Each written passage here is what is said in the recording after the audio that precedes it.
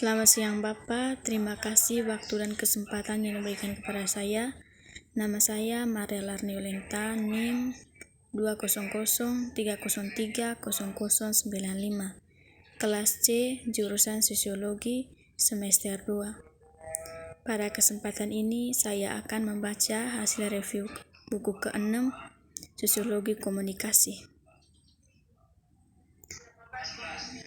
Materialisme teori kritis adalah materialisme tidak berarti pendekatan yang menekankan determinasi oleh ekonomi atau pendekatan yang mekanikan peran benda. Materialisme menekankan bahwa dunia itu dinamis, dialektis, hubungan dan proses suatu bentuk koordinasi yang memungkinkan perubahan dan perkembangan. Materi pemilik potensi untuk perubahan.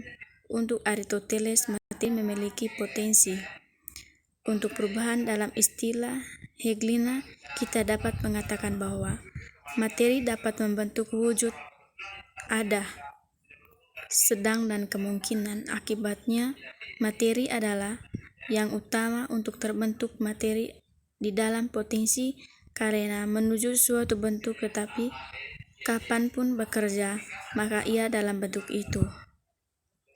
6.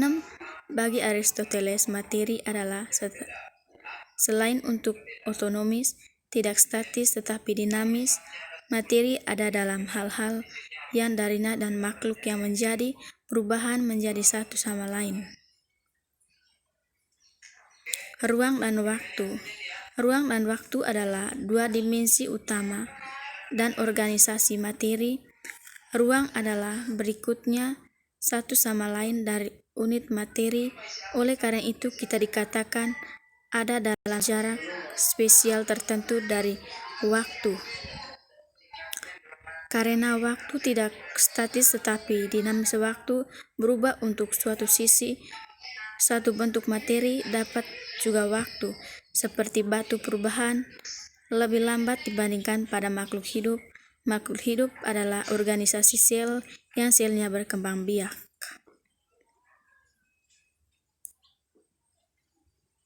Teori Marxis. Kekuatan adalah bahwa hal itu membuat kita sadar akan pentingnya berbicara tentang ekonomi. Setiap kali kita berbicara tentang krisis masyarakat, seseorang dapat membedakan tiga tingkat organisasi dan substansi masyarakat yang saling berhubungan dan terlalu luas. Budaya adalah sistem di mana manusia diproduksi yang memerlukan produksi pikiran dan tubuh. Budaya berarti dominan subjektivitas sosial, dominan yang lebih luas dari ideologi tetapi lebih sempit dari masyarakat, kurang gelombang daripada ekonomi, tetapi mencari teori gap 5 dalam sistem budaya manusia, membuat makna dunia dan mengembangkan pikiran hidup dan identitas mereka. Alam masyarakat kapitalitas modern dialektikalkan ekonomi dan non-ekonomi, dibentuk dan diakulasi dan membentuk masyarakat.